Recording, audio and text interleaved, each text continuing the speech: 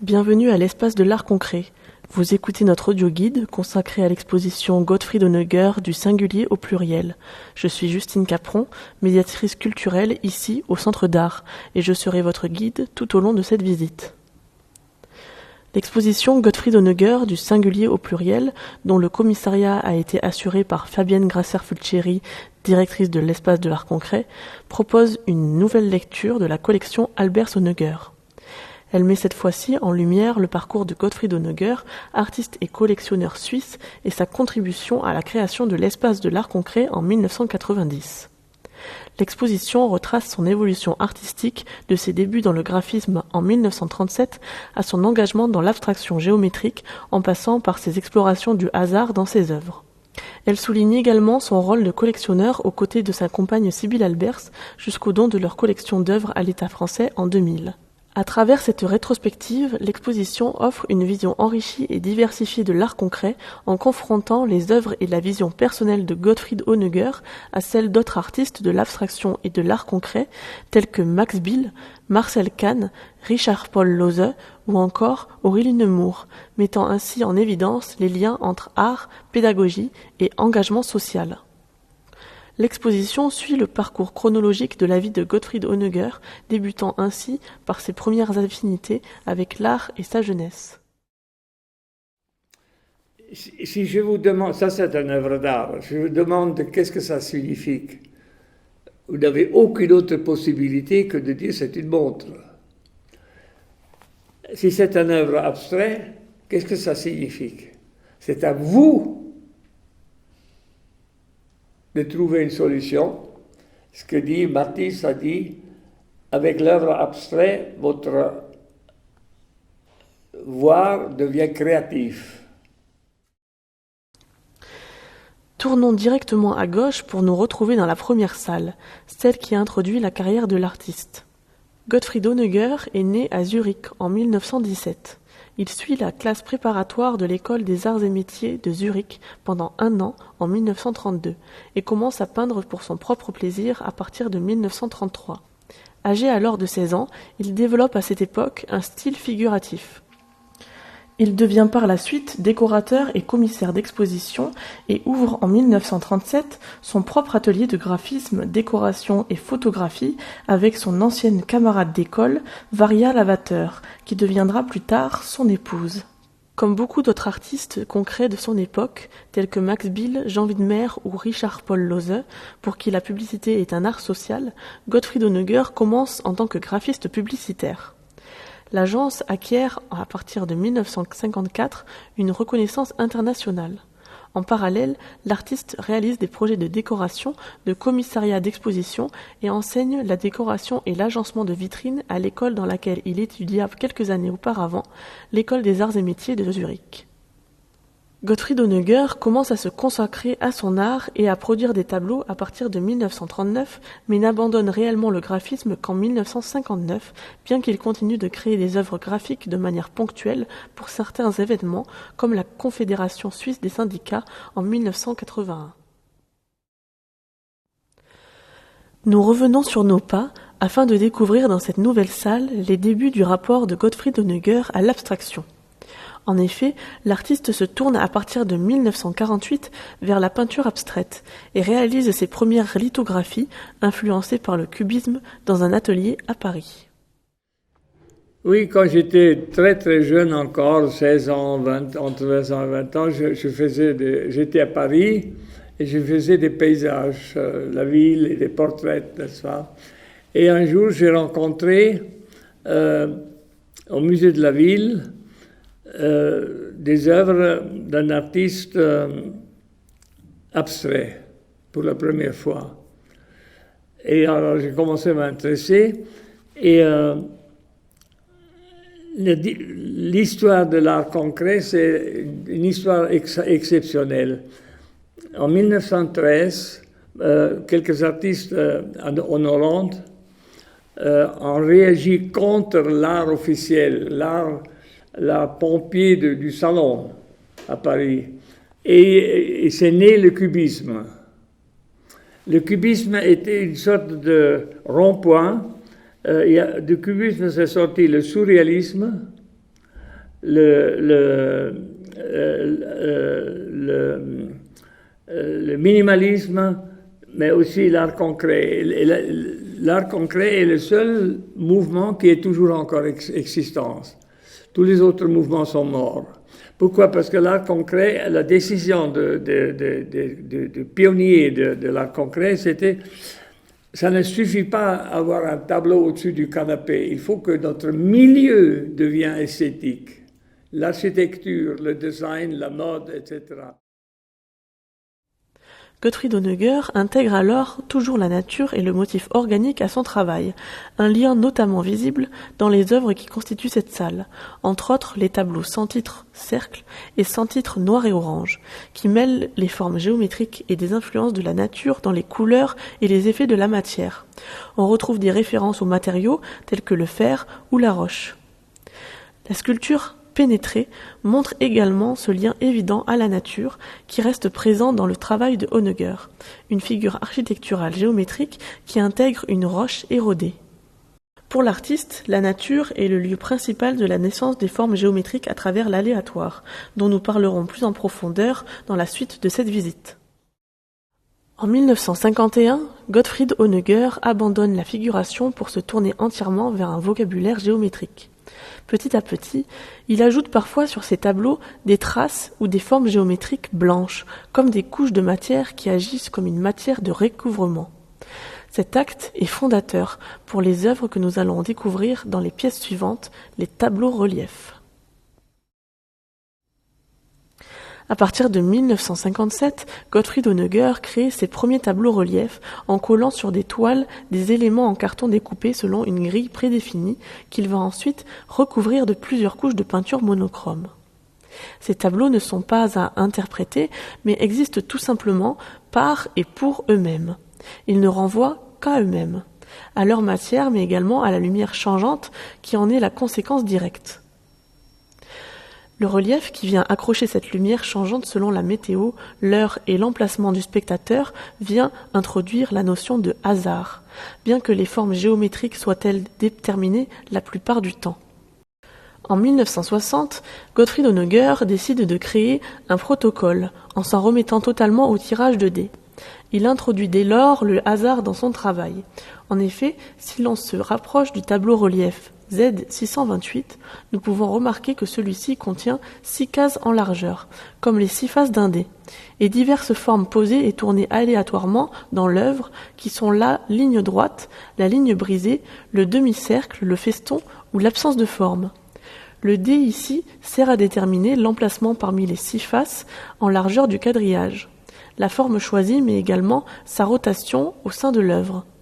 Gottfried Honegger explique qu'en choisissant le hasard, il se rapproche ainsi du processus de création de la nature.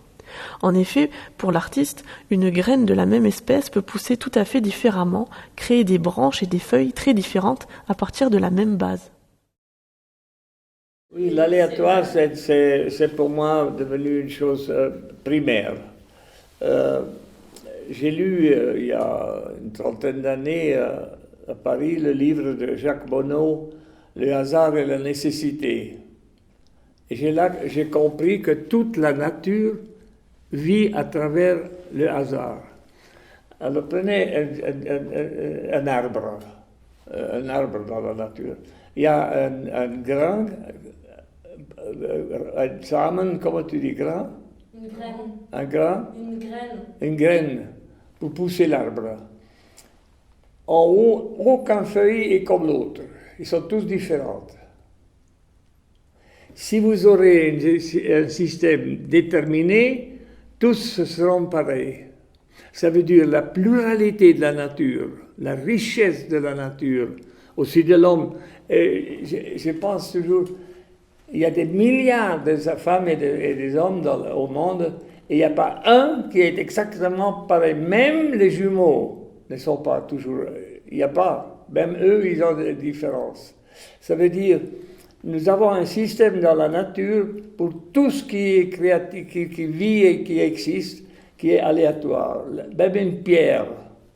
Et il n'y a pas deux pierres qui sont pareilles. Cette richesse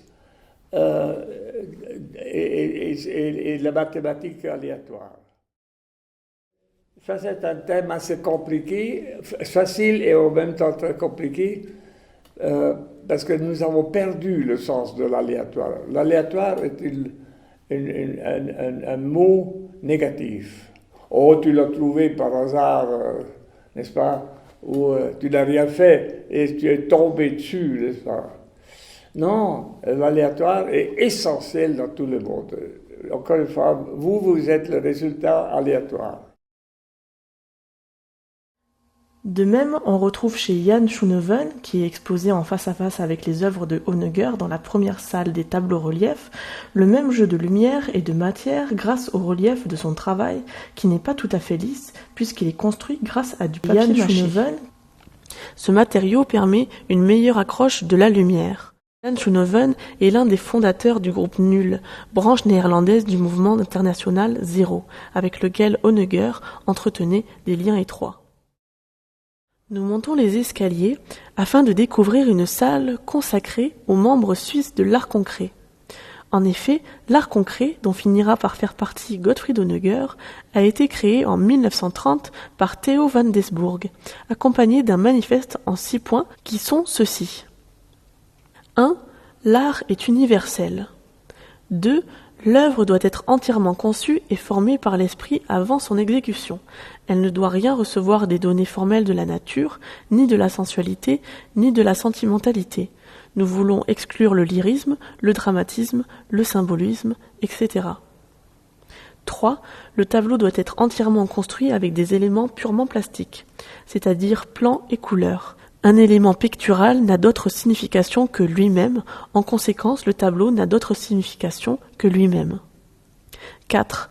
La construction du tableau, aussi bien que ses éléments, doit être simple et contrôlable visuellement. 5. La technique doit être mécanique, c'est-à-dire exacte, anti-expressionniste. 6. Effort pour la clarté absolue. L'abstrait, c'est qu'il prend un paysage et il fait une abstraction du paysage. L'art concret n'a plus une référence avec l'extérieur pour l'artiste, il est dans soi-même, ça c'est dans son esprit intellectuel qu'il crée.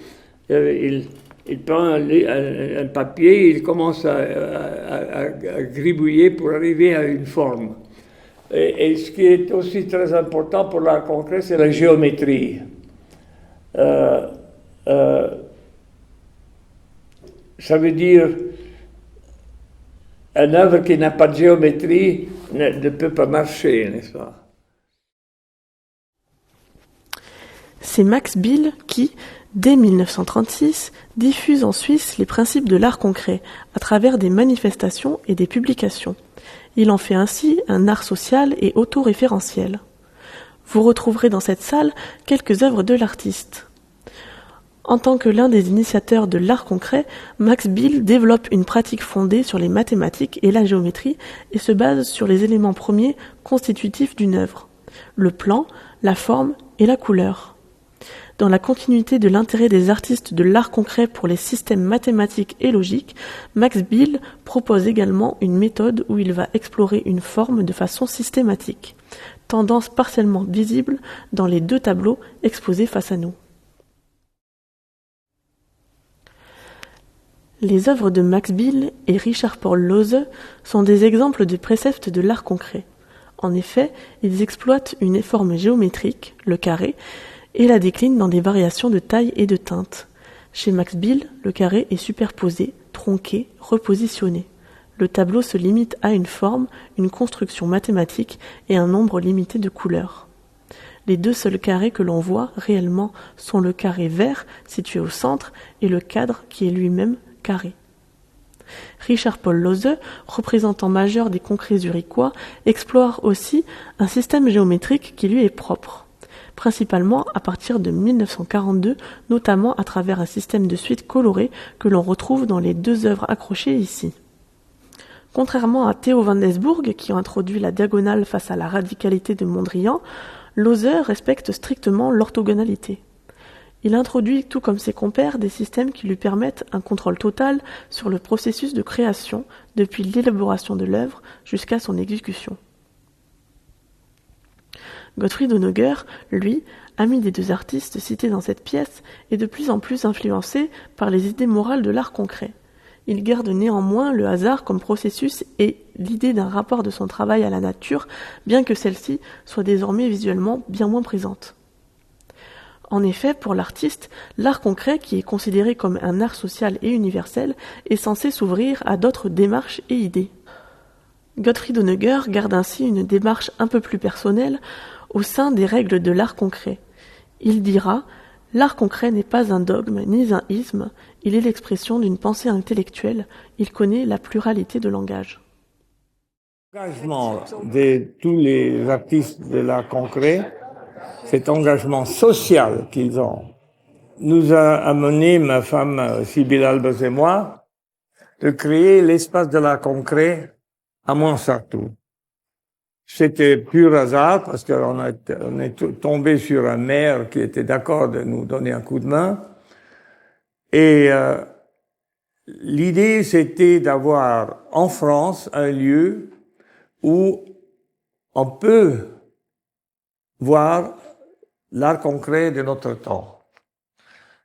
Parce que dans tous les musées en France, sauf quelques petits tableaux ici et là, l'art concret n'existe pas.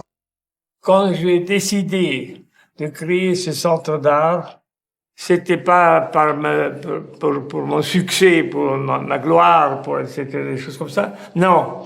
J'ai compris que si on accuse les enfants aujourd'hui qui sont de vandalisme, des criminels, etc., il faut leur donner la culture. Il faut leur donner l'idée d'une vision, d'un avenir. J'ai décidé de faire ce centre d'art et de donner toute notre collection, avec ma femme aussi, à l'État français pour que les enfants peuvent vivre dans l'original de l'œuvre. Ici, nous remarquons également la présence d'une maquette en marbre. Réalisée en 1988 pour une sculpture nommée Monoforme 26, cette œuvre nous permet d'aborder l'importance de l'espace public pour Honegger, puisque Monoforme 26 est l'une des nombreuses œuvres de l'artiste à avoir été créée pour sortir des musées. Elle est par ailleurs elle-même installée dans le parc Albert Michalon à Grenoble. Là, vous voyez que l'art a influencé le maire, les élus de Montsartou, et ils ont changé l'esprit de l'architecture de la ville. Depuis 20 ans, on est là, on fait des expositions aussi sur l'architecture, et voilà, il y a un résultat. Ça veut dire, l'art est une nécessité existentielle. L'art est la voix de l'âme de l'homme. C'est ça l'idée que nous tous commençons à nous mobiliser pour mettre l'art dans les villes et sortir des ventes enchères où on fait du capitalisme, où on gagne des millions et des millions et des millions pour une petite élite. Non, l'art appartient à nous. Et c'est à Paris, à la Révolution française, quand le peuple a occupé le Louvre pour dire « l'art appartient à nous ». Au début des années 90, Gottfried Honegger abandonne la peinture afin de créer des objets principalement en aluminium. L'artiste met l'espace architectural au centre de sa démarche artistique et de son œuvre, évidant des surfaces et laissant au fur et à mesure apparaître les murs, non plus seulement comme murs, mais comme une couleur et une matière à part entière, faisant partie intégrante de l'œuvre. Comme pour les tableaux-reliefs, les sculptures sont ici soumises à la lumière environnante, à la météo, au temps et au déplacement du visiteur et de son regard. Une des décisions importantes de Mondrian, c'était d'abandonner le cadre du tableau. Il n'y a plus de tableau. Il y a seulement l'œuvre sur le mur. Moi, j'abandonne le carré du châssis de l'œuvre. Et le relief est sur le mur, et le mur fait partie de l'œuvre maintenant. Et ça, c'est nouveau, que j'ai plus comme ça un cadre limite, qui limite tout, et le mur est seulement pour accrocher. Non, le mur fait partie de l'architecture, et je veux une intégration des œuvres dans l'art. Ça veut dire, c'est aussi une idée politique, si vous voulez, qu'on arrête à faire les spécialistes. On doit devenir une société commune pour tout. Dans le contexte de cette fusion entre art et architecture, Honegger collabore à cette période avec l'atelier du peintre verrier Jean Mouret. C'est en 2006 qu'il réalise un ensemble de vitraux pour l'église Saint-André de Montcerteau. Il réalisera d'autres projets pour les cathédrales de Nevers et de Liège. C'est en 1970 que Gottfried Honegger rencontre Sibylle Albers, et c'est avec elle qu'il entreprendra de commencer à collectionner une grande diversité d'œuvres. Dans les pièces qui suivent, nous faisons face à un travail de Gottfried Honegger grandement influencé par les œuvres de la collection et par ses nouvelles amitiés artistiques. Fidèles à l'esprit d'universalisme porté par l'art concret, les deux collectionneurs font entrer des œuvres diverses, pas seulement concrètes, abstraites ou purement géométriques. Gottfried Honegger et Sibylle Albers ouvrent leur collection et la réflexion du concept de l'art concret à ce que le XXe siècle a pu produire de plus marquant et surprenant. On y retrouve notamment 3 sculptures anonymes. Semblables à des outils, ces sculptures, probablement objets à usage, divergent totalement des œuvres abstraites ou concrètes, pouvant également faire partie de la collection. Elles semblent néanmoins avoir en commun avec les œuvres présentes un geste et des formes géométriques courbes. Ici, nous retrouvons dans chaque œuvre de Gottfried Honegger la grille ou des règles de proportionnalité. L'artiste continue d'intégrer à son travail l'aluminium, quitte à en faire un polyptyque entier. Encore une fois, le mur, l'architecture font partie de l'œuvre. Le métal, lui, reflète ou joue avec la lumière et donc avec l'environnement lui-même. En 1961, Honegger rencontre Aurélie Nemours, dont il sera l'un des premiers collectionneurs, tout comme pour Marcel Kahn, 2 artistes françaises de l'abstraction géométrique qu'il soutiendra tout au long de leur carrière. Il aura notamment l'occasion de financer 2 sculptures de Marcel Kahn au sein de l'espace public. La salle dans laquelle nous nous trouvons nous permet de nous emparer de cette proximité entre Gottfried Honegger et les artistes de la collection qui étaient aussi parfois ses amis. Ici, le travail des artistes se lit dans leur rapport à l'architecture et à leur environnement. Née en 1910 à Paris, Aurélie Nemours, peintre et poétesse, est une artiste majeure de l'abstraction durant la seconde moitié du XXe siècle. En 1949, elle s'oriente vers l'abstraction géométrique et pense un alphabet plastique de l'univers, qui s'articule autour de formes géométriques telles que le carré qui devient un format essentiel de son œuvre, lui permettant, entre autres, de réfléchir à la problématique de l'angle droit. Son œuvre est caractérisée par l'emploi de couleurs pures et intenses, ainsi que du noir et blanc, duo qu'elle met régulièrement en jeu dans ses compositions. Les réflexions de l'artiste l'amènent à penser sa pratique sur un mode sériel, mettant en lumière des variations, répétitions qui viennent donner naissance à ses toiles. Ses préoccupations artistiques se retrouvent fortement ici dans son œuvre Océan, créée entre 1990 et 1993, mais également dans les toiles monochromes qui composent les colonnes, créées entre 1988 et 1989. Marcel Kahn, née en 1895, est elle peintre et sculptrice, originaire de Strasbourg. Elle a joué un rôle significatif dans l'art du XXe siècle, malgré qu'elle soit encore méconnue du grand public. L'artiste explore librement les principaux courants artistiques de son époque, sans jamais appartenir à aucune école. Élève de Lovis Corinth et de Fernand Léger, elle a participé activement à des expositions importantes telles que celle du groupe Cercle et Carré de Sephore, d'Abstraction Création et de l'Art concret. Des essais expressionnistes de ses débuts jusqu'au collage sur carte postale de la fin de sa vie, en passant par le cubisme et le purisme, l'artiste a développé un langage épuré, dépourvu de tout dogmatisme. On retrouve dans les œuvres exposées ici son goût pour le collage. Spatial est une maquette. Elle fait partie d'une série de plusieurs spatiaux qui sont destinés à terme à être créés à plus grande échelle pour l'espace public. Gottfried Honegger financera la création de 2 de ses sculptures. Installé à Paris au 63 rue Daguerre à partir de 1947, Marcel Kahn échange souvent avec Gottfried Honegger qui habite la même rue. Elle restera dans ce quartier plus de 20 ans. En 1990, Sibylle Albers et Gottfried Honegger fondent l'Espace de l'Art Concret et font don de plus de 500 œuvres de leur collection à l'État français en 2000.